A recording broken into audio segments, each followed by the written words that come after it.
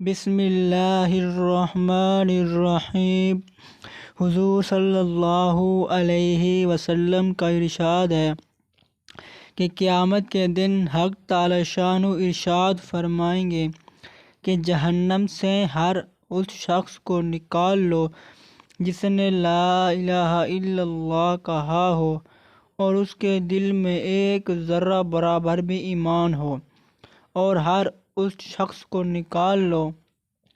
جس نے لا الہ الا اللہ کہا ہو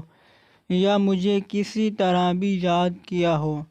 یا کسی موقع پر مجھ سے ڈرا ہو۔ اس پاک کلمہ میں حق تعالی شانہ نے کیا کیا برکات رکھی ہیں، اس کا معمولی سا اندازہ اتنی ہی بات سے ہو جاتا ہے کہ 100 برس کا بوڑھا جس کی تمام عمر کفر و شرک میں گزری ہو، ایک مرتبہ اس پاک کلمہ کو ایمان کے ساتھ پڑھنے سے مسلمان ہو جاتا ہے اور عمر بھر کے سارے گناہ زائل ہو جاتے ہیں، اور ایمان لانے کے بعد اگر گناہ بھی کیے ہوں تب بھی اس کلمہ کی برکت سے کسی نہ کسی وقت جہنم سے ضرور نکلے گا۔